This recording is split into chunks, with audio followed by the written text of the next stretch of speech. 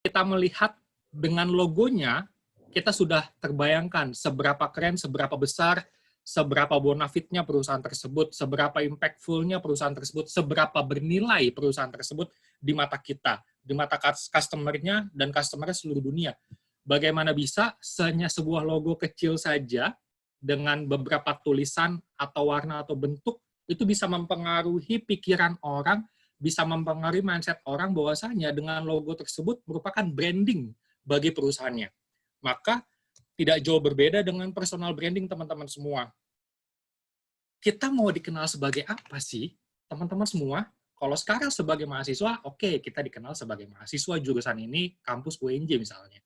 Tapi nanti ketika lulus dari kampus, sudah mengantongi ijazah, semuanya akan dicap sebagai pengangguran, dan kita sangat tidak mau dicap sebagai pengangguran selamanya. Maka pertanyaan besarnya adalah, kita mau dikenal sebagai apa pasca lulus nantinya? Kalau teman-teman mungkin pada saat mahasiswa sekarang dikenal sebagai mahasiswa aktivis, sebagai mahasiswa anak musola, sebagai mahasiswa anak nongkrong. Kalau nanti pasca kampus semuanya sama, teman-teman semua akan menjadi fresh graduate, lalu kemudian setelahnya teman-teman akan dikenal sebagai apa. Maka perlu dipikirkan dari sekarang, perlu dipertimbangkan dari sekarang, dan perlu dipersiapkan dari sekarang. Lalu bagaimana kita mempersiapkannya? Sebelum itu, personal branding itu apa sih? Bahasanya berat banget. Ya, personal branding, emang kita mau maju pemilihan anggota DPR, emang kita mau maju pilkada? Enggak kan? Tapi dari hal tersebut, teman-teman semua, personal branding adalah sebuah pencitraan. Sama halnya dengan anggota DPR, sama halnya dengan gubernur, wali kota, bupati, atau lain sebagainya, butuh pencitraan agar dikenal oleh konstituennya, agar elektabilitasnya naik. Sama halnya ini. Jadi, personal branding adalah bagaimana kita mencitrakan diri kita untuk menggambarkan bagaimana kualitas diri kita, kepribadian kita, ekspertis kita, dan yang membuat kita berbeda dengan yang lain. Untuk apa? Untuk meningkatkan sama elektabilitas kita di mata perusahaan nanti, di mata calon perusahaan idaman kita nanti. Teman-teman semua mungkin ada yang sudah bermimpi untuk bekerja di perusahaan BUMN, ada yang bekerja di kantor konsultan, ada yang pengen di kantor kementerian, ada yang pengen jadi pengusaha untuk membuka bisnis ini, maka dia harus mempersonal brandingkan dirinya supaya dirinya berbeda dengan diri yang lain, teman-teman yang lain. Itu teman-teman semua. Jadi, inilah yang menjadi rumus personal branding. Apa yang orang lain lihat kepada kita dan apa yang diri kita lihat kepada diri kita. Jadi, how you see yourself ditambah how others see you.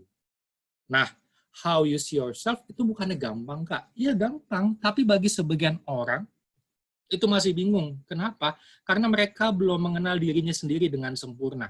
Mereka masih bingung jalan hidupnya mau kemana, mereka masih bingung career path-nya seperti apa, banyak juga yang masih bingung, gua mau kerja sebagai apa, gua mau dikenal sebagai apa. Maka, kalau dia sudah mengenal dirinya dengan baik, maka tinggal bagaimana dia dikenal sebagai apa oleh orang lain. Maka itulah kuncinya. Personal branding itu timbul. Oke, teman-teman semua, bagaimana sih personal branding yang baik? Personal branding yang baik akan mengkomunikasikan 4 hal tentang diri kita. Yang pertama, siapa kita? Bagaimana kita menjelaskan tentang diri kita? Bagaimana profesi kita? Bagaimana ekspertis kita? Apa yang Anda lakukan dengan sangat baik? Keahlian kita apa? Apa yang membuat kita ahli dibanding teman-teman kita? Apa sertifikasi, apa training, apa pelatihan, apa pendidikan yang sudah kita dapatkan sehingga kita dapat dikenal dengan ekspertis di bidang tersebut. Lalu kemudian untuk siapa kita melakukan itu? Siapa target customer yang kita sudah buat yang akan datang dan yang sudah dilakukan, bagaimana track record-nya, bagaimana success story-nya, lalu kemudian apa yang membuat kita berbeda dari pesaing kita, apa diferensiasi kita, apa keunikan kita. Jangan sampai nanti kita sebagai fresh graduate, yang fresh graduate pasaran aja. Kita sebagai sarjana ekonomi pasaran aja, yang sama kualitasnya. Jadi jangan sampai itu teman-teman semua, karena kalau kayak gitu ya udah, kita akan menjadi sarjana standar dan pekerja standar, dan mendapatkan gaji yang standar. Itu yang mungkin tidak kita dapatkan nantinya ketika kita mengkomunikasikan personal branding kita dengan baik. Teman-teman semua, keuntungannya apa sih emang? Benefitnya apa? Gua harus bikin personal branding? Emang gua mau jualan apa sih? Emang gua mau digaji berapa sih? Nah, ini teman-teman semua. Kita akan tampil menonjol dari pesaing-pesaing kita. Walaupun kita pada saat bangku kuliah IP-nya mungkin kalah, misalnya ada yang juara kelas, kemudian kita biasa-biasa aja, masih di atas 3 sih, tapi biasa-biasa aja lah, nggak terlalu bintang kelas, kemudian nggak terlalu aktif, nggak terlalu aktivis, tapi bagaimana kita membungkus personal branding kita dengan baik, dengan mengikuti pelatihan, dengan mengikuti sertifikasi, lalu kita tuangkan dalam platform-platform tersebut, kita akan tampil menonjol dibanding pesaing-pesaing kita. Lalu kemudian orang-orang akan mengenal kita dengan lebih baik, teman-teman semua. Jangan sampai kita sudah membuat dan mengupgrade diri kita secara maksimal, tapi orang lain nggak kenal diri kita siapa. Percuma, teman-teman semua. Ini bukan ria ya, ini bukan ria, tapi bagaimana kita memaksimalkan apa yang ada di diri kita, supaya orang lain akan lebih mudah mengingat, mengenal, dan merekomendasikan. Ini yang penting, merekomendasikan. Ya, sehingga apa? Sehingga kualitas dan citra diri kita semakin maksimal, sehingga apa? Sehingga harga atau gaji yang kita terima menjadi lebih tinggi, menjadi lebih mahal, teman-teman semua. Nggak percaya? Ada research-nya. Ya. Kenapa? Karena 85% rekruter menjadikan personal branding sebagai salah satu penilaian untuk menerima calon pekerja. Ini fakta loh, teman-teman. Research dari McKinsey. Dan kemudian 93% perusahaan mengatakan bahwa mereka akan mencari profil media sosial para kandidatnya selama rekrutmen. Jadi hati-hati teman-teman semua, ketika masih mahasiswa mungkin kita bisa nge-tweet, bisa posting sesuatu apapun di medsos kita, tapi nanti ketika kita sudah lulus dan mencari pekerjaan, berjuang dengan teman-teman seperjuangan, para HR, para rekruter akan ngepoin medsos kita loh. Medsos Twitter kita, Instagram kita, LinkedIn kita apalagi. Maka jangan sampai postingan-postingan kita diisi dengan postingan-postingan yang alay, yang partisan. Waduh, jangan sampai deh teman-teman semua. Kita berusaha untuk mencitrakan diri kita sebaik mungkin, baik itu di medsos. Jadi kalau misalnya yang aneh-aneh, yang alay-alay, ya udah itu buat teman-teman yang private aja lah. Gitu. Kuncinya apa sih personal branding? Ada beberapa prinsip dalam membangun personal branding, teman-teman semua. Yang pertama, kita harus asli. Kita harus orisinil. Kita boleh ATM. Amati, tiru, tapi harus memodifikasi. Supaya apa? Supaya asli. Kita ngefans nih sama kakak kelas kita kayak gini. Kita ikutin jalurnya, kita ikutin career path-nya, tapi kita harus asli. Seorisinil diri kita. Ya, teman-teman. Kita tonjolkan apa yang menjadi potensi kita.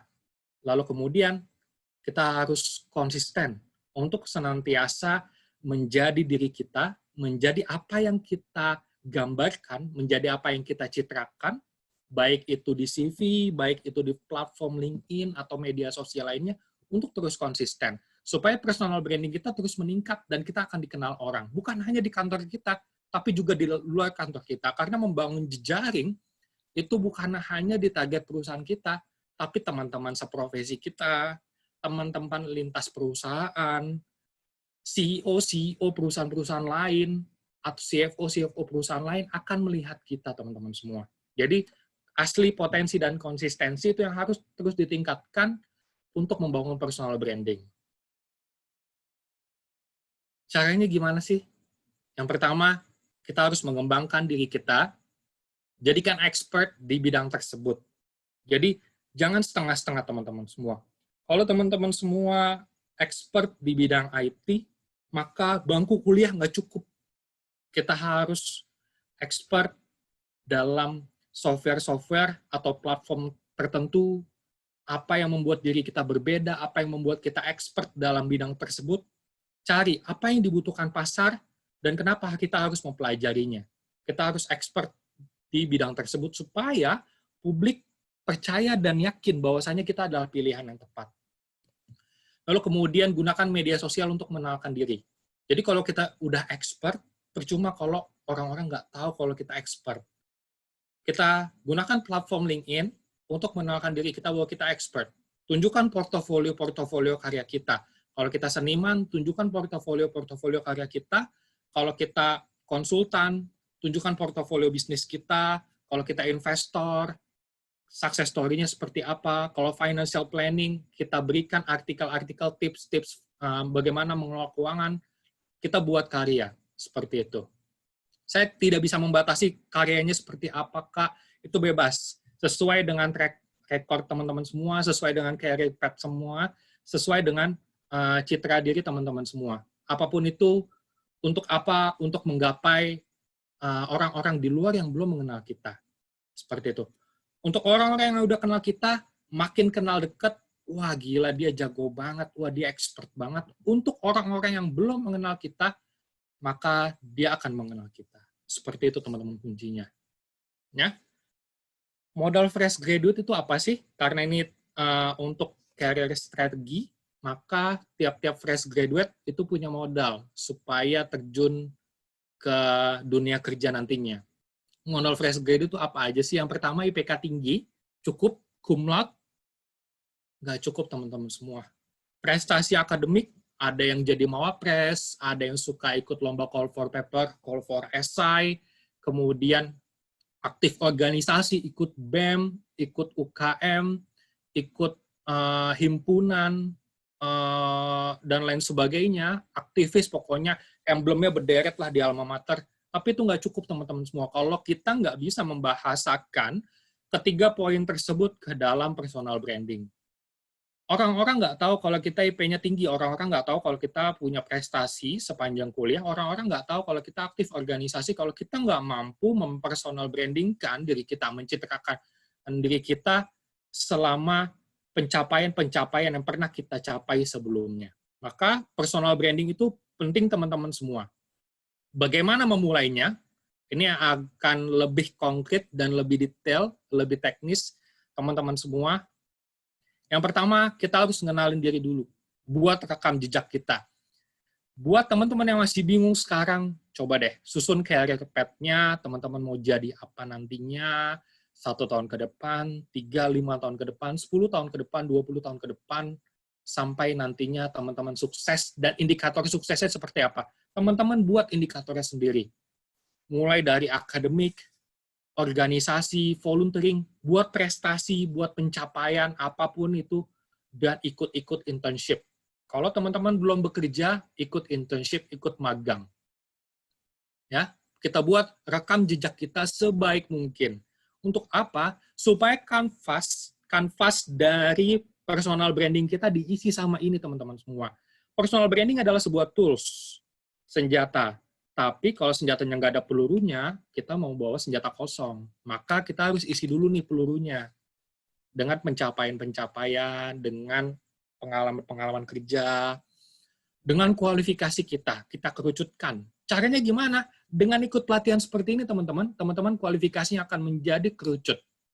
Teman-teman ikut seminar, ikut course, training, sertifikasi. Sekarang udah nggak ada batas lah, udah nggak ada gap. Bahkan training-training yang gratisan, sertifikasi yang terjangkau, itu udah banyak banget, teman-teman. Dan sekarang tuh udah online semuanya. Jadi, lagi pandemi kayak gini, udah blessing in disguise. Kita mendapatkan ilmu dari dunia yang tanpa batas ini, dan kita harus mengkerucutkan kualifikasi kita harus banyak-banyak belajar, dan kita kumpulin portofolio karya kita.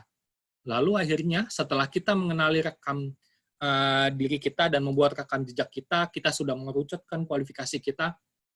Terakhir, kita tuangkan personal branding kita dalam tadi kanvas, kurikulum vitae, dan platform LinkedIn. Hal-hal yang harus kita perhatikan dalam membangun personal branding, teman-teman semua. Penampilan nomor 1. Kak, gimana kalau penampilan saya nggak menarik? Ya udah dibuat menarik. Tapi nggak usah terlalu lebay, nggak usah terlalu alay, buat cewek nggak usah yang terlalu menor. Yang sepantasnya dan sewajarnya aja. Profesional, good looking, itulah. Lalu kemudian kita manfaatkan media sosial, dan yang ketiga kita optimasi LinkedIn. Kenapa teman-teman semua? Karena pertama kali ketika kita memulai personal branding, maka orang-orang akan melihat penampilan kita. Maka penampilan luar kita itu akan sangat tercermin dalam platform yang kita gunakan. Memang kita keren, memang kita bagus banget karyanya, tapi ternyata penampilan kita urakan, penampilan kita alay, kita nggak rapih, kita untuk menata diri aja tuh nggak bisa. Untuk yang cowok itu masih gayanya acak-acakan, gayanya gaya-gaya mahasiswa. Udah nggak zaman lagi teman-teman semua. Jadi penampilan itu nomor 1, tapi yang sewajarnya aja, yang sepantasnya aja lah, nggak usah berlebihan. Lalu kemudian kita optimalkan media sosial dan LinkedIn. Saya dari tadi ngomong LinkedIn mulu, mau tanya dong teman-teman semua di sini pada punya LinkedIn nggak sih? Takutnya saya ngomong malah nggak ngerti lagi. Ya, Kak. Ada yang nggak punya? Boleh Iya, Kak. tunjuk tangan. Punya, Kak, tapi baru buat. Baru Rata-rata pada buat, punya, Kak. oke.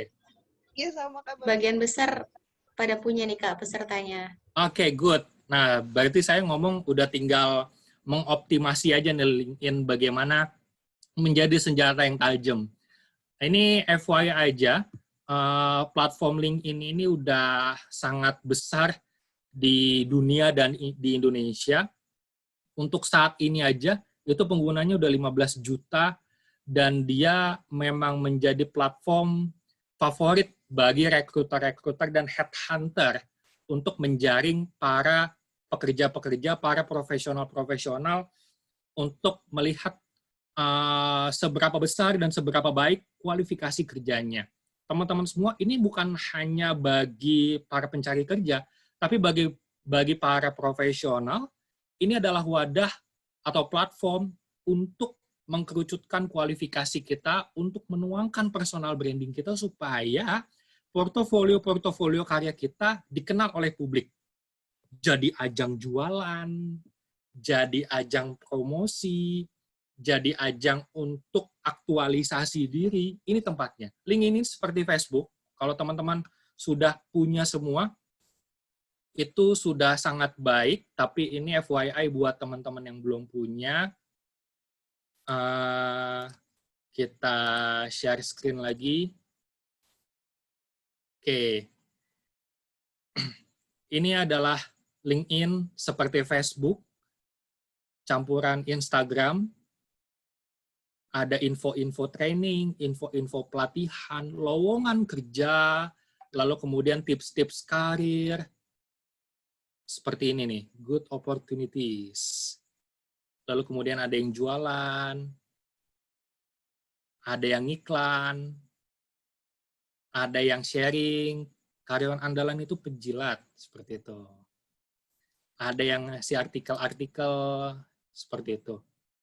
Jadi ini adalah platform untuk bagaimana para profesional meningkatkan dan mengerucutkan serta menuangkan personal branding-nya teman-teman semua. Kita lanjut lagi.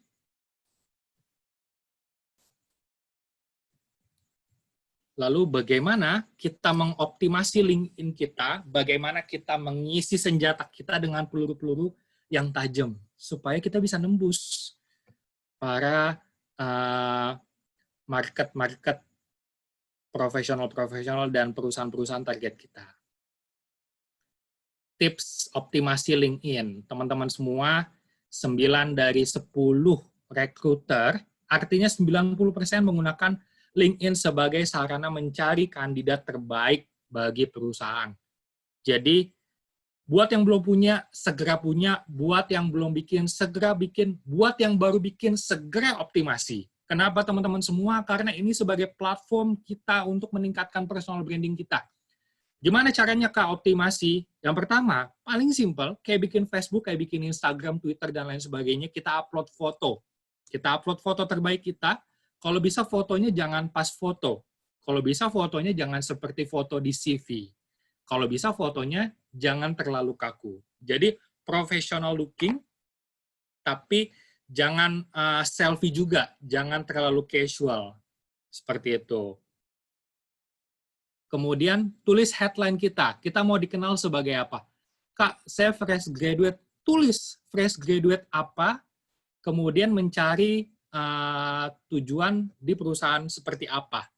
Lalu kita tulis summary atau tentang diri kita.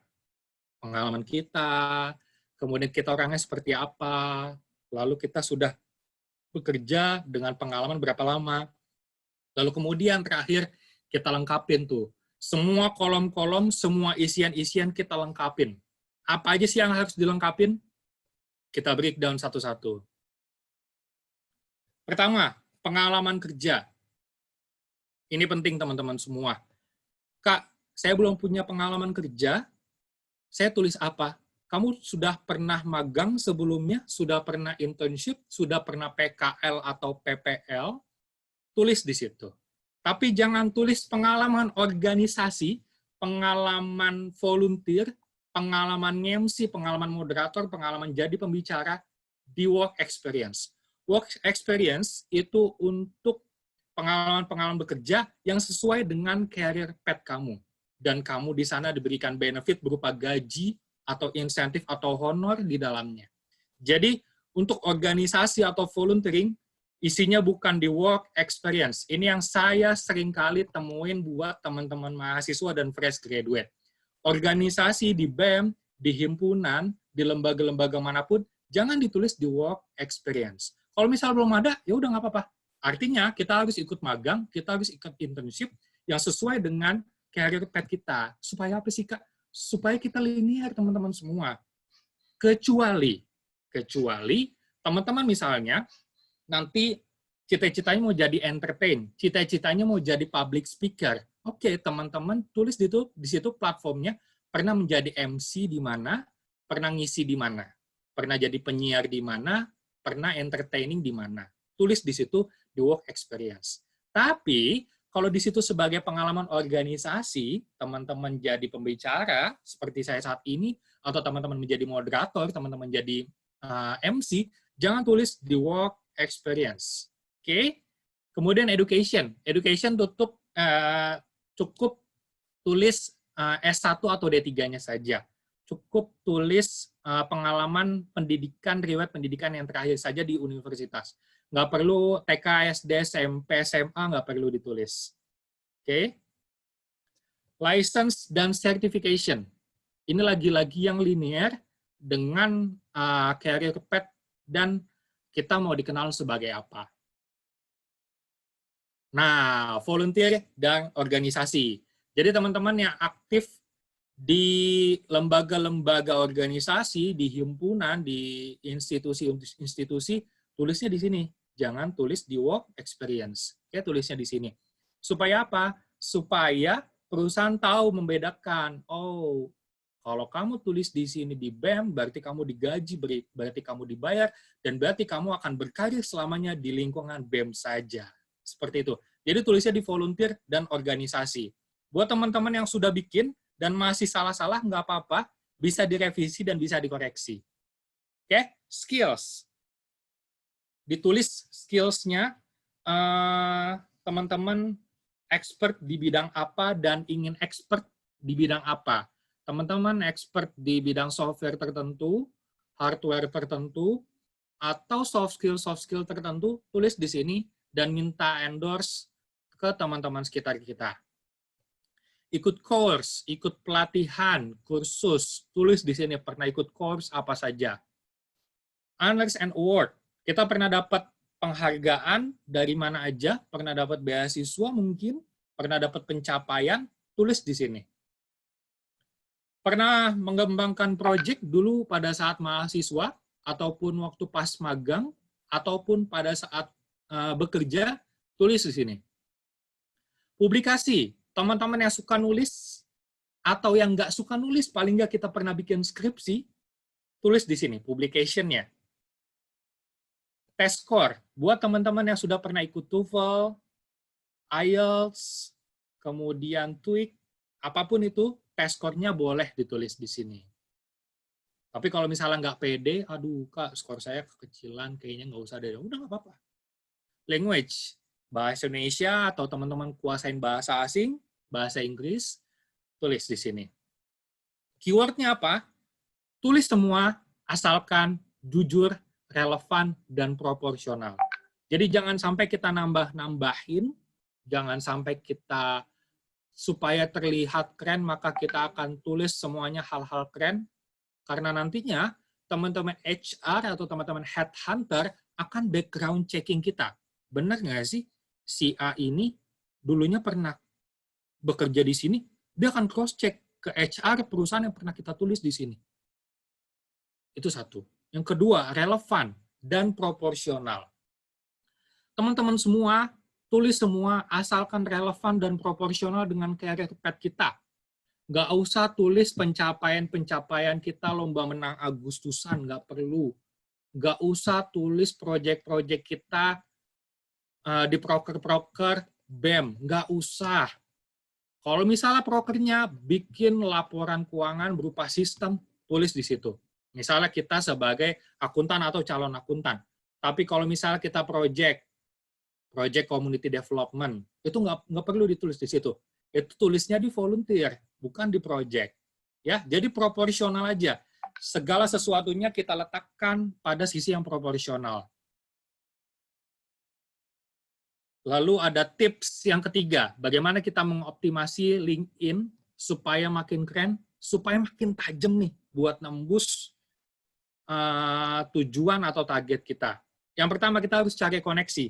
Kak, saya udah isi semua profilnya, sudah isi summary-nya, sudah upload foto yang keren, yang professional looking, tapi saya belum ada koneksinya, ya percuma. Teman-teman add dari teman-teman sekitarnya, teman-teman kelas, teman-teman satu kampus, teman-teman luar kampus, teman-teman satu profesi, kemudian teman-teman HR, teman-teman headhunter, lalu kemudian kita ngefans sama CEO ini, sama CFO ini, kita cari koneksi sama ikatan-ikatan profesi, institusi profesi, seperti itu.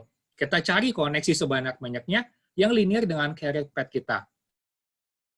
Lalu kemudian kita request rekomendasi kepada teman-teman yang dulu pernah bekerja bareng dengan kita, baik di kelas, di kampus, di organisasi. Kita meminta penilaian dan feedback mereka kepada kita. Lalu kemudian kita request skill dan endorsement. Ya, seberapa baik sih mereka melihat kita request aja. Bro, ini dong endorse skill Microsoft Excel gua gitu. Atau leadership gua, atau financial planning gua. Karena gua kan udah proven nih, udah pernah ngisi di kelas lo gitu. Sharing dan update rutin. Jadi kita sama halnya dengan Instagram dan Facebook atau Twitter, kita sharing dan update rutin seputar apapun yang linear dengan LinkedIn. Ataupun kalau bingung, Kak, saya anaknya introvert, saya anaknya pemalu, saya bingung nulis apa. Ya udah, like sama komen aja, like, komen, share status-status orang, itu juga bisa. Jadi kita bagaimana meningkatkan engagement kepada teman-teman dan kepada koneksi kita. Lalu yang terakhir, LinkedIn itu beda sama Facebook, sama Instagram, sama Twitter, sama medsos lainnya. Kita jangan posting-posting alay, kita jangan posting-posting romance, misalnya kita bucin sama pacar kita, sama istri atau suami kita, jangan posting-posting hal-hal yang aneh-aneh ataupun yang partisan di LinkedIn. Karena itu haram hukumnya. Jadi, teman-teman berusaha bangun seprofesional mungkin di platform LinkedIn kita. Oke. Ini mungkin masih bingung, teman-teman bedanya apa? Kita balik lagi ke LinkedIn.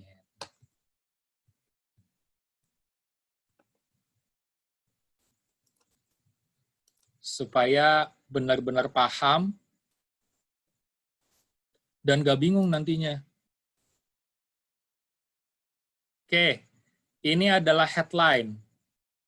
Headline mau ditulis apa, terserah. Summary, nih, summary. About. Lalu feature. Ini adalah yang kita posting dan ada berapa ratus atau berapa ribu orang yang sudah nge-view, yang sudah ngepoin artikel atau postingan kita. Ini pengalaman kerja. Kita tulis semuanya di sini beserta dengan job description-nya. Kita tulis mulai dari mahasiswa juga nggak apa-apa. Asal tadi apa? Jujur, relevan, dan proporsional. Kita tulis education, pengalaman kuliah, lalu kemudian sertifikasi, dan license, volunteer. Di sini tulis detailnya. Skills dan endorsement. Rekomendasi, teman-teman melihat kita, mengenal kita sebagai apa. Seperti itu. Course, honors and award, organisasi, bahasa, project, publikasi. Pernah nulis skripsi, tesis, atau artikel, test score. Seperti itu teman-teman semua. Ya, jadi kita isi dengan jujur, relevan, dan proporsional.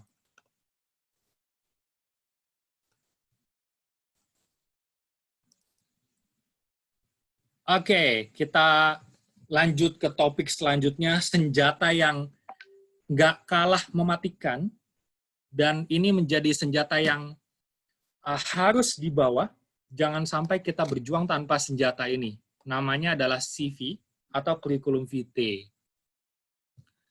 Mungkin bagi yang nggak tahu, aduh kebangetan sih sebenarnya ini kalau nggak tahu. Jadi ya standar aja, CV adalah deskripsi singkat tentang diri kita atas apa yang pernah kita lakukan. Sama halnya dengan LinkedIn, tapi ini versi yang lebih simple. Simplifikasinya ada di CV. Jadi, dari CV kita tuangkan semua kepada LinkedIn, tapi sebaliknya, yang ada di LinkedIn jangan ditulis semua di CV. Oke, jangan terbalik ya. Gimana sih, Kak, caranya supaya CV kita dilirik HRD, supaya dilirik recruiter atau headhunter atau apapun namanya? Yang pertama, desainnya yang pasti harus eye-catching. Desainnya nggak ngerusak mata, desainnya jangan yang standar juga. Oke? Desainnya yang ya warnanya kita atur, tone-nya kita atur, font-nya kita atur, size-nya kita atur, layout-nya kita atur. Sedemikian rupa. Ada pakem-pakemnya teman-teman semua ya. Ada pakem-pakemnya. Dan fotonya ya udahlah pas foto aja. Seperti itu. Tapi foto ini menjadi sebuah catatan teman-teman semua, karena di beberapa industri, khususnya multinational company, dan perusahaan-perusahaan luar negeri di Amerika, itu CV-nya tidak menggunakan foto. Begitu juga dengan CV beasiswa. Teman-teman misalnya ada yang pengen apply LPDP ke Harvard atau ke Cambridge, itu CV-nya beda dengan CV kita menggunakan foto. CV-nya seperti ini nih, yang kiri. Ini CV-nya. Kalau kita beasiswa atau ke target perusahaan kita yang di luar negeri. Jadi kita harus tahu target perusahaannya apa, nature industrinya apa, dari negara mana, dan karakteristik atau gayanya seperti apa. Kalau kita mau apply ke industri kreatif, kita harus kreatif juga CV-nya. Kalau kita mau apply ke industri keuangan, kita harus tahu industrinya seperti apa. Kalau kita mau apply ke industri MNC, multinational company yang induknya ada di luar negeri, kita harus tahu nature dan gayanya seperti apa. Ini teman-teman semua, mungkin CV standar untuk masuk ke organisasi itu seperti ini. Isinya biodata pribadi, nama, jenis kelamin, tempat tanggal lahir, statusnya apa, riwayat pendidikan dan pengalaman organisasinya. Ini adalah CV standar untuk kita masuk ke dalam organisasi. Tapi jangan gunakan CV ini ketika kita terjun ke dalam dunia profesional. Kita harus edit sedemikian rupa semenarik mungkin, tapi dengan catatan, disesuaikan dengan karakteristik industri dan perusahaan tersebut. Oke? kita mau berprofesi sebagai desainer grafis, maka kita tunjukkan bahwa desain kita bukan kaleng-kaleng. Kita mau targetnya sebagai programmer, maka tunjukkan karir kita melalui platform CV kita, bahwa CV kita sesuai loh, gitu teman-teman semua. CV itu banyak stylenya, banyak gayanya, banyak template-nya. Tadi disesuaikan dengan karakteristik industri dan tujuan perusahaan kita. Saya nggak membatasi CV-nya harus seperti apa, tapi yang terpenting teman-teman harus tahu pakem-pakemnya, harus tahu indikator-indikatornya. Kak, saya udah ada isinya, saya tapi bingung mau bikin desain CV-nya, karena saya nggak bisa desain, Kak. Saya bisa desain paling PPT atau Paint. Nah, teman-teman semua yang bingung, coba buka, ada 7 website yang sudah saya share, ada Visual CV, Resume.io, Connect CV, Kinza, CV Maker, Quick Resume, dan Resume Up. Ini adalah contoh website-website kita, tinggal kita masukin data diri kita, lalu kita pengen pilih template yang mana, warnanya apa, fontnya apa, lalu kita sesuaikan. Tinggal di download. Seperti itu teman-teman semua. Jadi, kalau yang nggak bisa desain, itu nggak ada alasan. Kalau yang nggak ada yang bisa layout, itu nggak ada alasan. Kalau saya nggak kreatif, nggak ada alasan. Kita harus bisa menyesuaikan diri kita sesuai dengan tujuan perusahaan kita. Seperti itu teman-teman semua. Oke, Kak, saya udah ada nih, udah kegambar, desainnya kayak gini, tapi saya bingung isinya apa. Oke, yang pertama kali, agar CV kita dilirik HRD adalah tuangkan konten profil kita secara lengkap, secara benar, secara jelas. Kita isi apa aja? Personal detail dan personal statement. Profil, biodata tadi ya, nama, email, kemudian saat ini kita bertempat tinggal di mana itu secara garis besarnya saja, kemudian secara skill, lalu kemudian education and working experience. Tadi ya, sama halnya seperti LinkedIn, pengalaman pendidikan kita taruh paling atas, yang paling terakhir. Misalnya teman-teman terakhir S2, tulis S2 yang terakhir di sana, atau S1 terakhir di sana. Nggak perlu tulis SMA, SMP, SD, atau TK, nggak perlu. Kemudian, kita pernah ikut organisasi atau pernah ikut volunteer di mana? Lalu, accomplishment, skills, dan interest. Ini yang penting. Reference dan rekomendasi. Gimana sih, Kak, CV yang baik? Tadi saya sudah share sebelumnya bagaimana format-format CV. Boleh lihat dong, Kak, CV-nya Kakak gimana? Oke, ini CV saya. CV saya dan CV istri saya berbeda ya, teman-teman semua. CV saya itu sama seperti CV-CV pada umumnya, tapi CV istri saya itu nggak ada foto.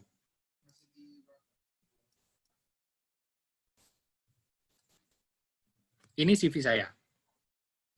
Kalau tadi fotonya berbeda, sekarang fotonya pas foto, background-nya kalau bisa putih, jangan biru, jangan merah. Ya, supaya lebih nyata dengan background-nya. Kita tulis, kita layout, kita sesuaikan font size-nya, fontnya kalau bisa jangan yang aneh-aneh, kalau bisa ya Calibri atau Times New Roman atau Arial, itu aja. Ya, kita sesuaikan, kita pernah bekerja di mana saja, kita tulis job description-nya, specialties-nya, skills-nya, award and achievement, dan terakhir rekomendasi. Lalu pengalaman organisasi di sini. Jadi yang detail itu adalah pengalaman kerja. Sisanya bullet point untuk skill, awards and achievement, sama pengalaman organisasi. Itu cukup bullet point-nya aja. Jangan terbalik. Oke. CV istri saya, karena mazhabnya itu mazhab luar negeri,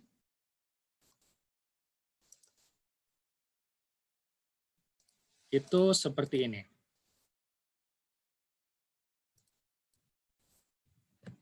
Tidak ada foto. Semuanya kaku. Jadi ini bisa untuk melamar untuk keluar negeri, beasiswa atau pengalaman kerja. Saat ini sebagai staf ahli menteri di bidang regulasi di Kementerian Pendidikan dan Kebudayaan. Seperti itu aja. Jadi standar. Oke, tidak ada layout, tidak ada warna, tidak ada desain yang aneh-aneh.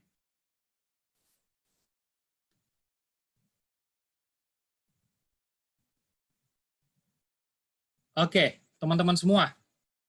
Supaya CV kita dilirik HRD, ada do and don'ts-nya yang harus kita catat semua maksimal 2 halaman. Jangan kepanjangan. CV bukan kayak esai. CV bukan seperti halnya portofolio yang kita tulis. Jadi bukan seperti autobiografi. CV tulis 2 halaman saja. 1 halaman boleh, asal proporsional, asal relevan. Tapi kalau misalnya kita nggak bisa dipaksakan untuk 1 halaman, nggak apa-apa. Karena untuk para profesional atau pro hire, itu 1 halaman agak sulit karena kita harus detail untuk mencitrakan job description dan apa saja yang sudah pernah kita lakukan. Jadi kalau 1 halaman itu agak sulit, maka dibuat 2 halaman. Lalu kemudian fontnya yang formal dan mudah dibaca. Tadi ada Arial, ada Times New Roman, ada Calibri atau Calibri Light. Itu. Jadi jangan font yang aneh-aneh, dan kalau bisa mudah dibaca. Size-nya kita sesuaikan secara proporsional. Lalu kemudian bahasanya baku. Jangan gado-gado. Kalau bahasa Inggris, ya udah bahasa Inggris semua. Kalau bahasa Indonesia semua. Kecuali nama tempat. Gitu ya. Atau nama institusi. Jangan gado-gado. Dan cek, jangan sampai ada yang typo. Karena itu critical point. Fotonya formal, jangan foto selfie, jangan foto alay. Lalu kemudian, urutan yang paling pertama disusun dengan kronologis dari yang paling terbaru. Misalnya teman-teman yang paling terakhir ikut BEM UNJ, lalu kemudian BEM Fakultas, lalu kemudian Himpunan atau BEM Prodi. Tulis, yang paling pertama adalah BEM UNJ, BEM Fakultas, BEM Prodi. Yang paling terakhir. Atau yang paling terakhir di PTA, di PTC, kemudian sebelumnya di PTB, sebelumnya lagi di PTA. Seperti itu. Jadi jangan yang paling awal dulu, tapi yang paling terakhir dulu. Tadi, sesuaikan desain dengan tipe industri dan perusahaan. Istri saya di industri pemerintahan dan konsultan. Jadi, sesuaikan desainnya untuk desain yang baku. Tapi, untuk industri-industri kreatif dan industri-industri pada umumnya, ya buat desain sebaik mungkin. Kita sesuaikan. Tapi dengan catatan, jangan tebar jaring teman-teman semua. Misalnya gini, saya bekerja di industri keuangan, yang satu di perusahaan manufaktur.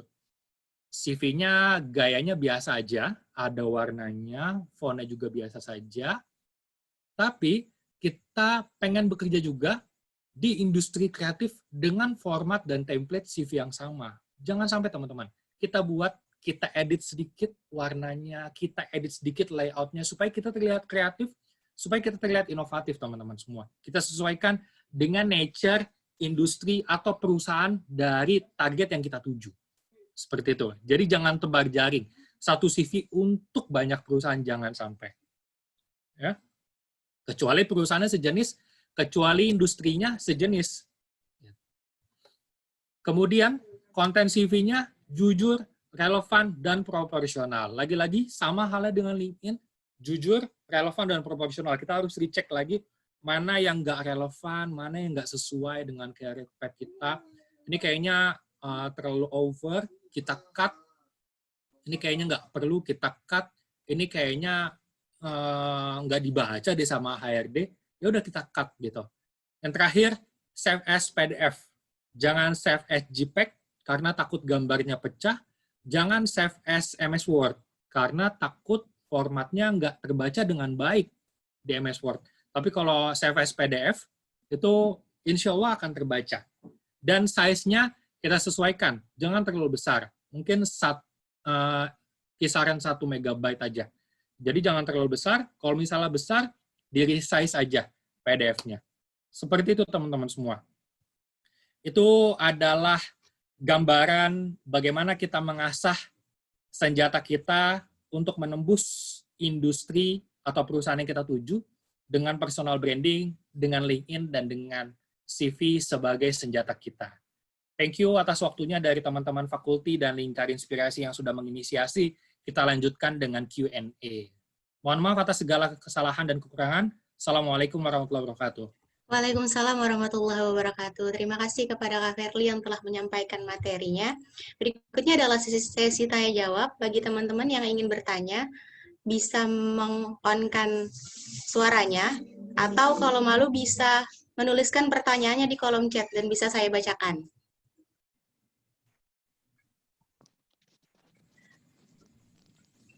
Ada yang bertanya nih Kak, dari Kak Astri.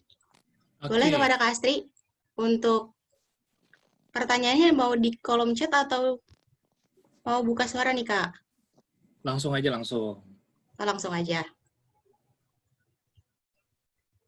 Ayo yang mau nanya silakan, langsung nyalakan audionya. Iya, boleh silakan menyalakan audionya Kak. Boleh nanya nggak? Tes. Halo. Yuk. Ini diizinin sama moderator. Boleh Kak, silakan. Menyebutkan nama dan asal instansinya ya Kak. Oke. Assalamualaikum warahmatullahi wabarakatuh. Terima kasih Waalaikumsalam atas warahmatullahi wabarakatuh. kesempatannya. Di sini saya fresh graduate. Jadi saya itu pernah bekerja kayak sebentar-sebentar gitu Mas. Jadi sebelum saya lulus S1 itu dia pernah bekerja setahun, 8 bulan, lalu pernah bekerja lagi, tapi kurang dari setahun dan diterima S2 gitu. Jadi apakah pengalaman kerja itu yang ditulis itu walaupun kurang setahun tetap dimasukin atau cuma nggak usah jadi cuma pengalaman organisasi aja, karena kan itu agak pandangan negatif kalau kerjanya cuma kurang dari setahun tapi dimasukin terus gitu loh. Terima kasih. Sama-sama. Ini mau langsung dijawab atau ditampung dulu? Boleh Kak, langsung dijawab. Oke. Buat yang baru punya pengalaman kerja, baik itu 2 bulan, 3 bulan, setengah tahun, itu better dimasukin daripada nggak ada sama sekali. Kenapa? Karena setidaknya perusahaan sudah melihat kita sudah memiliki pengalaman kerja. Kita sudah pernah merasakan manis dan pahitnya bagaimana bekerja dan bagaimana berjuang di industri. Teman-teman semua, ada sebuah fun fact yang agak menggelitik. Ternyata teman-teman semua banyak alumni LPDP yang sudah S2 di luar negeri, tapi tidak punya pengalaman kerja, itu agak sulit diterima oleh perusahaan. Kenapa? Karena rate-nya terlalu tinggi. Perusahaan bingung mau menggaji, dia sudah S2 dan S2-nya di luar negeri. Tapi dia nggak punya pengalaman kerja satupun. Maka perusahaan jadi bingung. Waduh, gue mau gaji berapa ya? Sementara untuk seumurannya dan seprofesinya sudah punya pengalaman kerja paling tidak 1-2 tahun atau kurang dari setahun, walaupun hanya S1, tapi dia sudah punya pengalaman kerja. Jadi, jangan sampai pengalaman kerja kita kosong, diisi aja. Walaupun memang agak kurang linear, namanya juga fresh graduate, diisi aja. Nanti ketika sudah pro hire, dan pengalaman kerja yang pertama, yang kedua masih internship atau magang, atau masih baru kurang dari setahun mau di-cut, silahkan. Kalau pengalaman kerja kita sudah banyak dan kita sudah menjadi pro hire. Tapi jangan sampai pengalaman kerja kita kosong dan kita akan dicap, wah ini benar-benar pure fresh graduate dan belum punya pengalaman kerja. Itu agak bahaya ya, agak bahaya dan kondisinya memang agak sulit untuk diterima oleh perusahaan. Maka akhirnya sebuah kebijakan yang menarik dari Kementerian Pendidikan dan Kebudayaan, mungkin teman-teman tahu ya, ada namanya Kampus Merdeka. Kalau dulu waktu saya kuliah sampai sekarang itu pengalaman magang atau PKL-nya itu cuma 2 bulan. Tapi nanti Kampus Merdeka itu magangnya 6 bulan sampai 1 tahun. Supaya apa? Supaya nanti pasca kampus udah nggak bingung lagi. Waduh, gue nganggur nih karena gue belum punya pengalaman kerja. Sementara perusahaan butuh orang yang udah pengalaman, tapi kita nyari kerja supaya nyari pengalaman. Jadi sebuah roda lingkaran setan yang terus berputar ya. Kita nyari kerja supaya butuh pengalaman. Tapi perusahaan nyari yang udah pengalaman. Udah gitu aja terus. Maka akhirnya kita paling tidak sudah pernah magang atau PKL atau internship, atau paling enggak ya bekerja reguler, kurang dari setahun nggak apa-apa, dicantumkan aja. Gitu ya, clear ya? Clear ya, Kak? Oke, Berikutnya terima ada kasih, Mas. pertanyaan lagi nih, Kak. Dari di kolom chat, dari Kak Nabilah Destiana. Kak Verly, saya Nabilah, mahasiswi UNJ. Mau tanya, Kak, bagaimana kita membranding diri sendiri di CV dengan tetap percaya diri tetapi tidak menyombongkan diri, Kak? Oke. Nyombong sama percaya diri itu beda-beda tipis ya, tapi ada key point yang harus kita catat dan kita camkan pada pribadi masing-masing, bahwasanya kita kalau nggak tulis semua, kita akan kalah pada pesaing-pesaing atau kompetitor kita. Dengan teman seperjuangan kita, kita akan kalah. Jadi, kita akan tulis dengan catatan kita mampu mempertanggungjawabkannya. Contohnya gini, saya proven sebagai akuntan. Saya proven sudah sertifikasi, sudah pernah punya pengalaman kerja di audit, di akuntansi, di beberapa industri perusahaan. Maka saya tulis dengan penuh kepercayaan diri saya, dengan penuh kesadaran saya bahwa ketika nanti ditanya, ketika nanti dites, itu kita bisa mempertanggungjawabkannya. Kita bisa menjawab, kita bisa menjawab challenge-nya, seperti itu. Jadi, kalau sombong, itu biasanya dia cuma ya nulis aja, tapi dia nggak mampu mempertanggungjawabkannya, dia nggak mampu di-challenge, dia nggak bisa di-challenge, dan akhirnya ya cuma mempermanis dan mempercantik CV-nya aja. Seperti itu. Jadi, yang terpenting itu tadi, keyword-nya jujur, relevan, dan proporsional. Seperti itu ya. Terima kasih, Kak. Berikutnya ada pertanyaan nih, Kak, dari Kak Lena Lutfiani. Tapi Kak Rena ini mau buka suara, Kak. Silahkan, Kak Rena. Boleh Oke. dibuka suaranya untuk Oke. sesi tanya jawab. Assalamualaikum warahmatullahi wabarakatuh. Sudah kedengeran, Kak? Oke. Sudah? Oke, halo Kak Ferry. Udah lama banget nggak ketemu lagi. Saya Rena. Udah pernah ketemu ya? Udah dari maba ya, Kak? Yang dulu Kakak ngajarin gimana caranya public speaking di depan orang banyak dan harus... Oh, iya. Dan tetap stay untuk intonasinya. Oke, mungkin Rena mau sedikit nanya nih, Kak. Yang tadi udah Kakak sempat bahas tentang membuat CV dari mulai tone up, terus layout-nya. Itu kira-kira, Kak, kalau misalnya HR-nya itu dia ngelihat CV, apa sih, Kak, yang paling utama yang dia langsung lihat? Poin utama yang dia lihat tuh apa? Apakah dari segi foto kita, atau langsung ke experience kita, ataupun ke education kita? Terus, yang kedua, Kak, kan di LinkedIn itu kan ada kayak semacam, bukan histori sih, semacam tentang kita lah ya, Kak. Kita mau nuangin apa di situ. Nah, Rena tuh masih sedikit bingung nih, Kak. Kira-kira apa ya yang pas untuk Rena bisa tuangin, tapi nggak bertele-tele di dalam LinkedIn, di dalam history yang ada di LinkedIn tersebut. Oke. Thank you. Yang kedua, sorry boleh diulang, Rena? Oke, boleh, Kak. Yang kedua itu kan tadi, ya oke. Yang kedua itu kan tadi bahas di LinkedIn kan kayak ada semacam summary tentang diri kita ya, Kak. Jujur Rena di situ masih bingung mau bikin summary yang kayak gimana, yang sekiranya tuh nggak bertele-tele, tapi to the point. Karena LinkedIn Rena juga belum bisa dikatakan bagus ya, jadi masih agak butuh tricks and tips-nya untuk bagian summary itu sih, Kak. Oke. Sip. Langsung saya jawab ya. Teman-teman semua, setiap bulannya itu HR, recruiter atau headhunter setidaknya menerima ratusan sampai ribuan CV. Apalagi di saat pandemi kayak gini ya.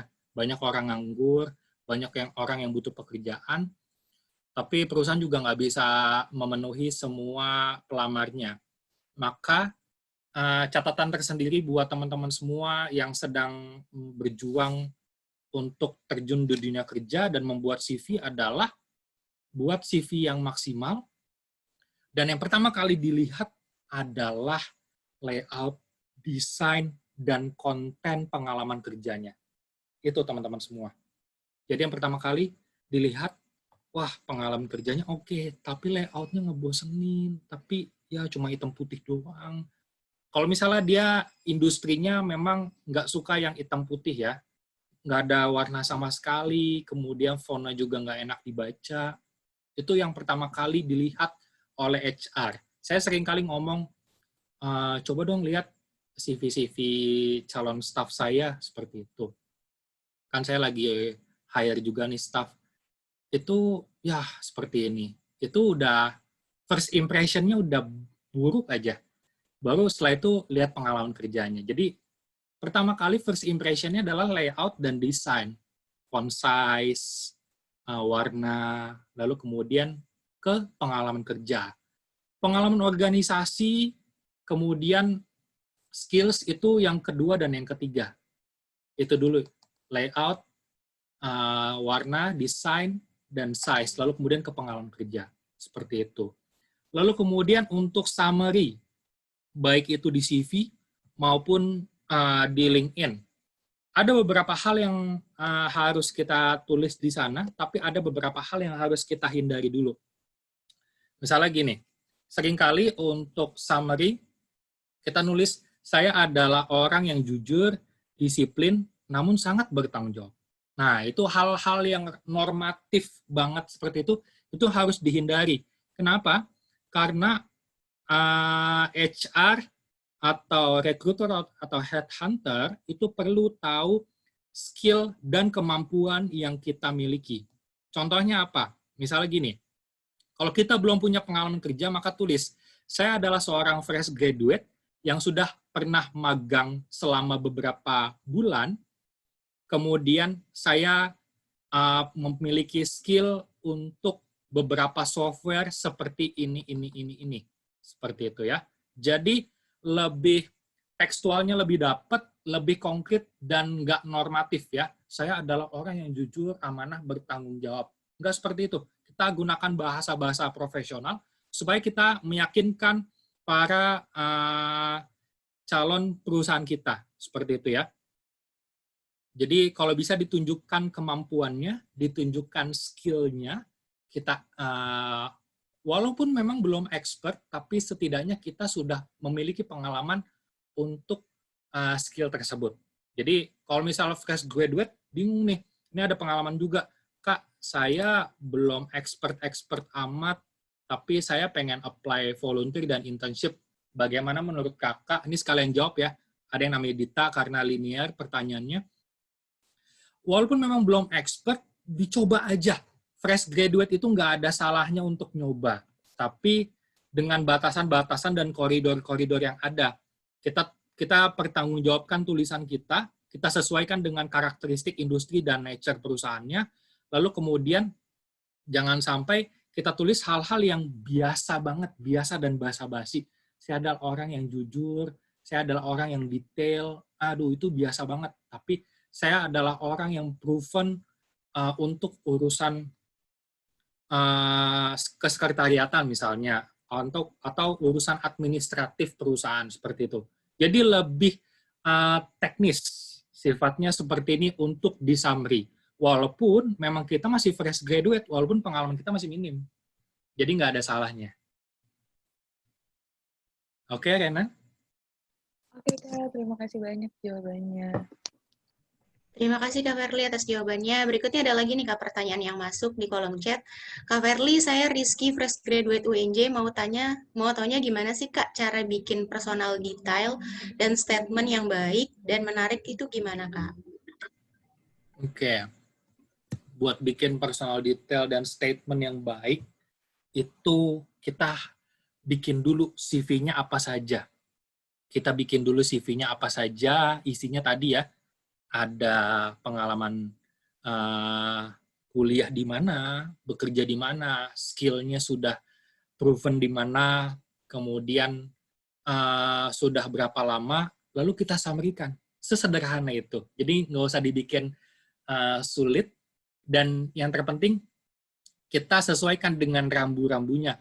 Perusahaan nggak suka orang yang standar dan normatif, perusahaan nggak suka orang-orang yang ketika ditanya sama perusahaan, itu jawabnya sama semua. Kita hindari tuh, misalnya, kamu orangnya seperti apa? Saya orangnya sabar, saya orangnya ramah, saya orangnya bertanggung jawab. Semuanya ketika sudah masuk, ya mau nggak mau, lu harus sabar, lu harus amanah, lu harus bertanggung jawab.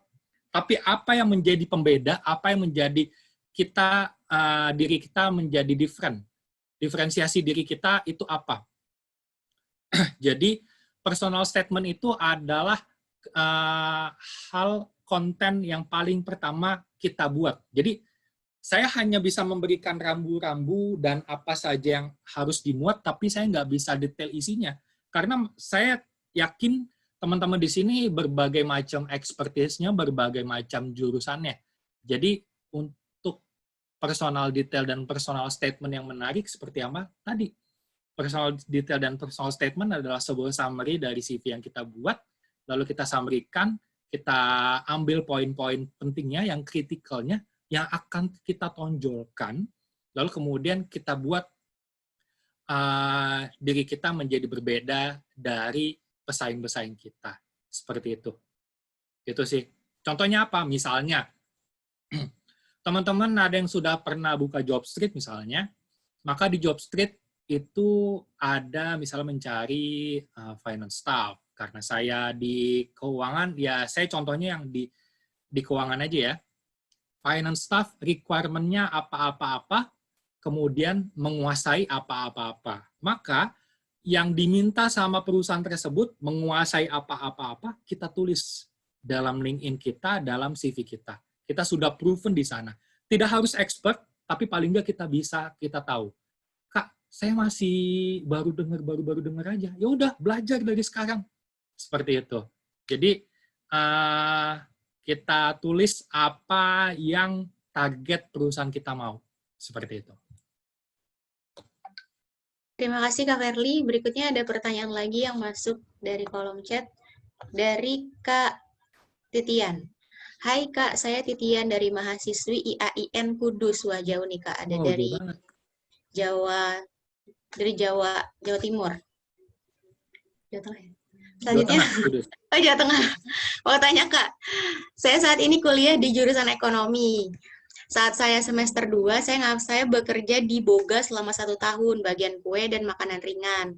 Apa kalau mau bikin CV itu boleh saja ya Kak mencantumkan pengalaman kerjanya? Soalnya beda jurusan sama apa yang dituju dan juga lulusan saya. Terima kasih Kak sebelumnya. Oke, saya kembali lagi kepada keyword CV ataupun LinkedIn saya. Jujur, relevan, dan proporsional. Teman-teman semua, walaupun memang kita minat atau passion di dunia kuliner, misalnya teman-teman yang cewek, itu suka masak, suka bikin-bikin kreasi, tapi kalau misalnya jurusan atau target nantinya ketika lulus, kita mau terjun di sana, kalau bisa, jangan ditulis. Karena apa? Karena itu nggak relevan. Kecuali teman-teman ketika lulus, walaupun jurusannya memang nggak sesuai, tapi gue mau bisnis kuliner. Gue lulus, gue mau jadi chef. Gue mau ikut course atau sertifikasi lagi untuk kuliner gue. Biarin jurusan gue yang kemarin udah terlanjur, sekarang gue passionnya di sini, gue pengen kerja dengan passion, dan yang dibayar, gue happy di sana. Ya udah, gue banding setir. Tapi kalau misalnya teman-teman target karirnya ke depannya nggak mau seperti itu, maka sebaiknya jangan ditulis, karena nggak relevan dan nggak proporsional. Seperti itu. Terima kasih Kak Verly. Ada lagi nih Kak pertanyaannya dari Kak Astri. Halo Kak Verly, aku mau tanya terkait dengan career path. Dulu ketika lulus sekolah, aku belum Aku belum punya career path yang jelas. Nah, sekarang ketika sudah ingin menjadi fresh graduate, baru tahu career path ke depan dan ingin seperti apa. Kira-kira career path ini berpengaruh erat dengan background pendidikan nggak ya, Kak? BTW jurusanku pendidikan, tapi career path-nya belum ke ranah tersebut. Thank you, Kak Verly. Oke. Astri boleh dong nyalain mic-nya, saya pengen ngobrol-ngobrol dikit career path-nya kira-kira apa biar kita exercise di sini. Mungkin bisa bermanfaat buat teman-teman semua. Ya, halo Kak Verly. Halo, Ya. Astri, kira-kira ke depannya mau gimana dan sekarang jurusannya apa? Karena Eh, background pendidikan kan jurusan, luas tuh. iya, jurusan aku pendidikan ekonomi, tapi konsentrasinya di akuntansi, Kak. Oke, Iya. sama. Saya juga akuntansi. Dulu waktu SMK juga jurusannya akuntansi. Itu udah bagus banget. Iya, tapi di sini sesuai yang saya bilang di chat itu, ada nggak sih Kak pengaruhnya antara career path yang akan datang dengan background pendidikan? Jadi ke depannya itu career path-nya ingin di bidang akuntansi, tapi background saya itu pendidikan gitu loh. Oke. Nah, Tapi nggak mau jadi guru. mungkin belum ya Kak. Oke, nggak apa-apa kok. Gitu. Jadi gini, dulu saya di FE, teman-teman saya tuh banyak anak-anak EA, sekarang namanya masih EA ya? Iya Kak. Masih Ya, Kak, masih ekonomi dan administrasi. Oke, teman-teman saya yang di EA itu banyak banget yang nggak jadi guru. Mungkin hampir 50-50 lah, atau bahkan lebih banyak yang murtad bahasanya, nggak mau jadi guru karena lebih passionate di perusahaan, di industri. Kenapa? Karena secara gaji lebih menarik, karena secara profesi dia lebih enjoy di sana. Kenapa? Karena secara career path lebih panjang dibanding guru. Tapi saya nggak mengecilkan profesi guru, banyak juga teman-teman saya yang guru akhirnya sukses menjadi kepala sekolah, bahkan menjadi pemilik sekolah. Tapi untuk career path yang tidak sesuai dengan background pendidikannya itu banyak teman-teman semua. Apalagi SMK-nya sudah akuntansi, itu sudah jadi modal. Caranya gimana supaya kita mengerucutkan career path kita sesuaikan, kita adjust career path kita. Yang pertama kali adalah kita harus expert benar-benar di dunia akuntansi. Jadi, walaupun background kita sebagai pendidikan itu jangan jadi handicap buat kita terjun ke dunia pekerjaan. Konkretnya gimana, Kak? Ya udah, teman-teman yang dulunya background-nya pendidikan, ikut magang, ikut internship di perusahaan. Sebagai akuntan, sebagai auditor, sebagai konsultan pajak, apapun. Lalu kemudian yang kedua, ikut course, ikut pelatihan, ikut training yang berkaitan dengan profesi pekerjaan yang teman-teman tuju. Misalnya akuntansi, ikut aja course profesi dasar dan ikut ujiannya. Contohnya saya nih, ikut Certified Tax Technician. Itu bisa juga untuk mahasiswa dan fresh graduate. Ikut Certified Risk Associate. Itu bisa juga untuk fresh graduate dan mahasiswa. Setelah nanti lulus, ikut namanya USCAD, Ujian Sertifikasi Kompetensi Akuntansi Dasar. Bisa ikut ACPA, bisa ikut apapun. Jadi, kalau misalnya kita pengen banget berjuang di career path industri, dan pesaing-pesaing kita justru dari background yang beneran bukan pendidikan, maka kita harus lebih menonjol dari mereka yang background-nya bukan pendidikan. Banyak teman-teman saya yang di background pendidikan, dia udah sertifikasi macam-macam, akhirnya ngalahin teman-teman sekelas saya yang akuntansi murni. Mereka sudah sertifikasi di mana-mana, akhirnya mereka sudah jadi manajer. Mereka sudah jadi supervisor, sementara teman-teman saya, banyak juga yang masih jadi officer, dan masih banyak yang jadi senior staff. Seperti itu. Jadi, kita harus menonjolkan dan membuat diferensiasi pada personal branding kita ikut course, sertifikasi, atau apapun, supaya handicap pada background pendidikan kita, S1 kita, walaupun kita berasal dari S1 yang pendidikan atau keguruan, itu nggak jadi alasan. Karena secara expertise, kita udah proven. Seperti itu. Iya, oke. Terima kasih Kak Verly. Terima kasih Kak Verly atas pertanyaannya. Giliran saya nih Kak, mau tanya sambil nunggu teman-teman lainnya yang menuliskan pertanyaan. Oke. Jadi gini Kak, saya ini anak pendidikan ekonomi Kak, sama kayak Oh, Astri juga oh, dari sama-sama ekonomi dan anak EA. administrasi ya Kak. Cuman konsentrasi saya pendidikan ekonomi pendidikan ekonomi dan koperasi atau disebutnya ekop kalau di FE Kak. Oh, ya. Kasusnya saya ini kan dari pendidikan ekonomi, yang mana kalau belajar di kelas itu adalah ekonomi konvensional. Tapi saya punya rencana Kak, di mana rencana saya itu pengen fokus di bidang ekonomi syariah. Nah, Oke. sekarang ini saya lagi mencoba nge-apply ke lembaga-lembaga yang berkaitan dengan ekonomi syariah, Kak. Nah, cuman saya punya kekhawatiran nih, Kak. Kan saya pendidikan ekonomi, yang mana Universitas Negeri Jakarta itu belum punya prodi ekonomi syariah. Tapi di CV saya sudah menghubungkan antara CV dengan ketertarikan saya. Menurut kakak, apa yang saya harus lakukan? Apakah saya harus ke pendidikan ekonomi atau saya harus menuruti keinginan saya nih Kak, lebih ke ekonomi syariah? Oke. Bagus pertanyaannya. Saya juga alumni KC dulu.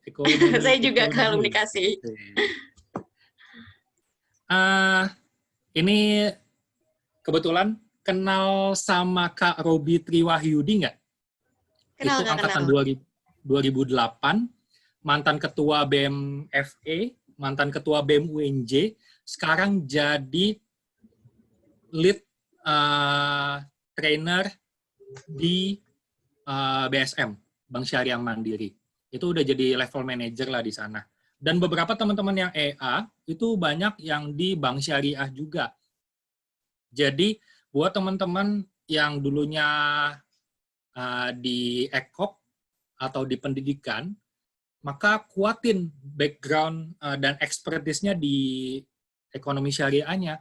Teman-teman perbesar jejaring di FOSE, kemudian ikut pelatihan-pelatihan yang ada di MES ataupun di apa namanya yang profesional itu saya lupa lagi. Kemudian ikut sertifikasinya di IA itu ada sertifikasi USAS, sertifikasi akuntansi syariah seperti itu, ataupun teman-teman paling tidak pernah bikin research atau skripsi terkait dengan ekonomi syariah. Nah, dari situ modalnya. Skripsi saya dulu akuntansi syariah, tapi bekerjanya audit. Karena saya passion di syariah juga.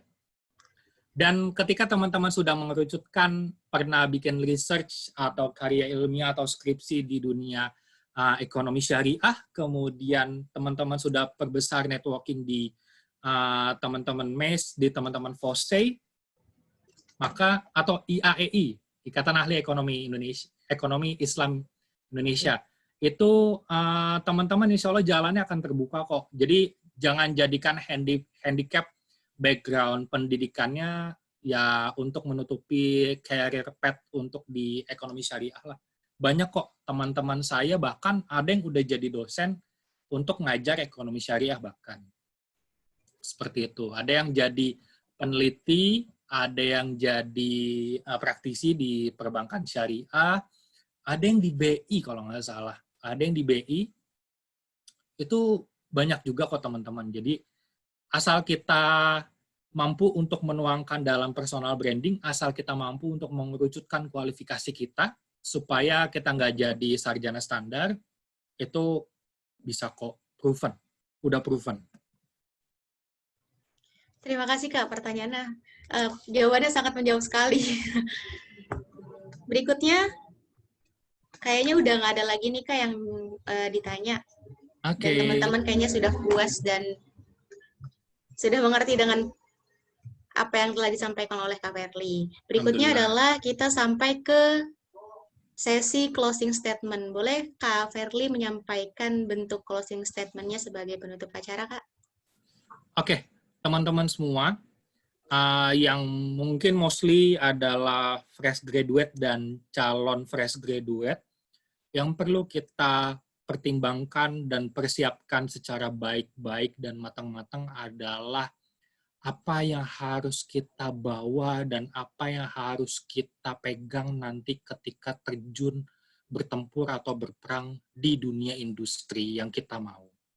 Banyak orang, banyak teman-teman kita yang akhirnya hanya menjadi pengangguran dan kemudian bekerja di tempat yang biasa-biasa saja atau tidak sesuai dengan career path yang kita tuju. Karena apa? Karena dia tidak mempersiapkan diri secara maksimal.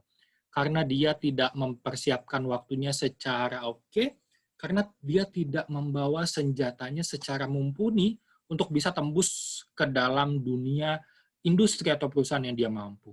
Maka teman-teman semua, masih banyak waktu yang akan kita persiapkan, masih banyak waktu yang kita pergunakan, maka pergunakanlah sebaik-baiknya untuk belajar, buat ikut magang, buat ikut training, course, sertifikasi, atau apapun, untuk mengerucutkan kualifikasi kita, dan kita tuangkan, yang paling penting kita tuangkan segala potensi dan segala kelebihan kita ke kanvas platform LinkedIn dan CV, sesuai dengan koridor-koridor tadi yang sudah saya paparkan dengan 3 kunci. Apa saja?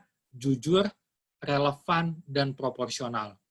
Insya Allah akan proven jalannya terbuka untuk teman-teman nanti supaya bisa lebih percaya diri, supaya bisa lebih matang untuk diterima di industri ataupun perusahaan idaman teman-teman semua.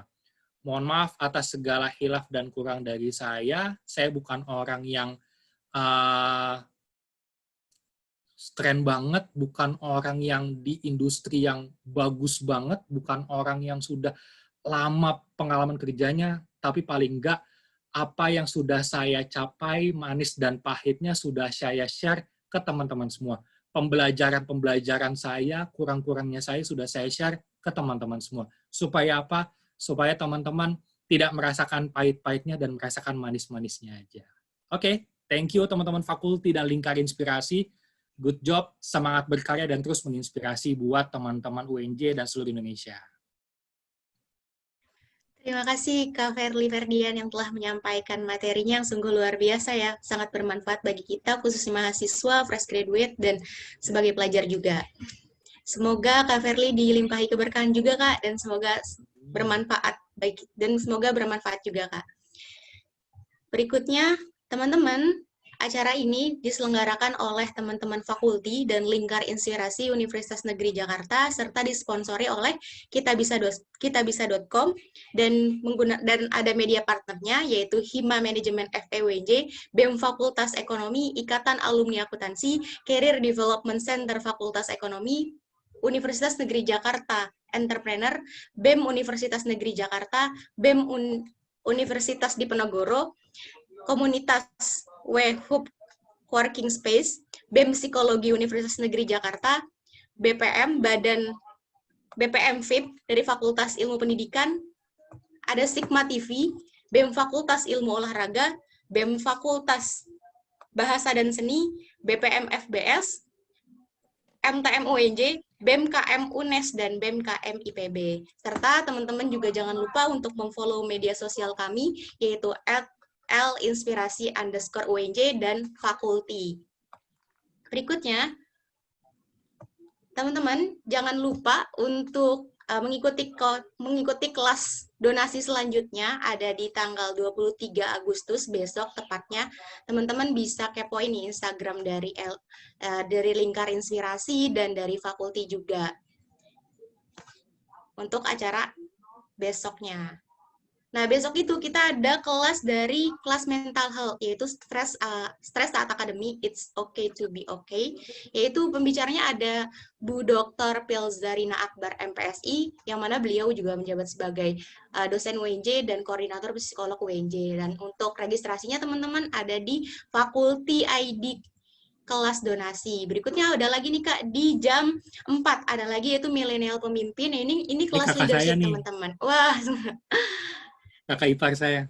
Oh ya, kelas milenial pemimpin, yaitu temanya adalah membangun aktivisme yang berdampak. Pembicaranya ada Pak Ivan Ahda, selaku CEO Maxima Indonesia dan founder Pemimpin ID. Ada di jam 4 sore teman-teman, dan untuk teman-teman yang melakukan registrasi ada di Fakulti ID kelas donasi. Berikutnya di jam 10 juga ada nih ternyata yang pembicaranya nggak kalah keren.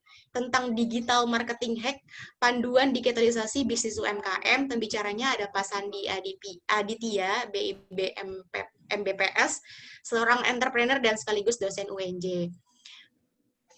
Berikutnya adalah terima kasih kepada teman-teman peserta yang telah mengikuti acara sampai akhir. Semoga mendapatkan ilmu yang bermanfaat dan terus menginspirasi bagi kita semua dan tetap terus berkarya. Berikutnya adalah sesi dokumentasi. Bagi teman-teman, boleh menyalakan kameranya, kita akan sesi dokumentasi.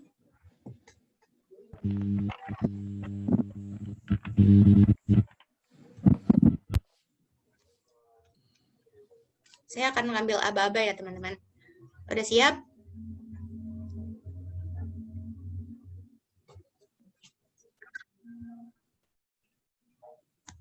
Saya hitung ya. 1, 2, 3. Bentar.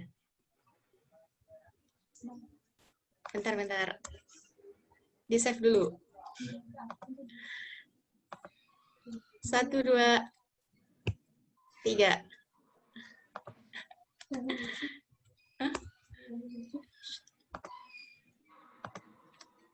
Bentar teman-teman, tahan.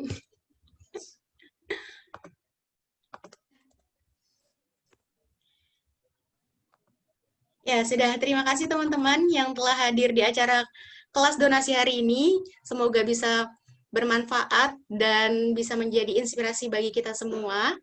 Terima kasih banyak. Saya Karel Maulita selaku moderator dan CEO Lingkar Inspirasi UNJ 2020. Pamit undur diri. Kurang lebihnya mohon maaf. Wabillahi taufiq wal hidayah. Wassalamualaikum warahmatullahi wabarakatuh. Waalaikumsalam warahmatullahi wabarakatuh. Waalaikumsalam warahmatullahi Waalaikumsalam. wabarakatuh. Terima kasih. Terima kasih. Terima kasih. Saya izin pamit teman-teman ya. Terima kasih Ya, juga Kak Kak. Merli.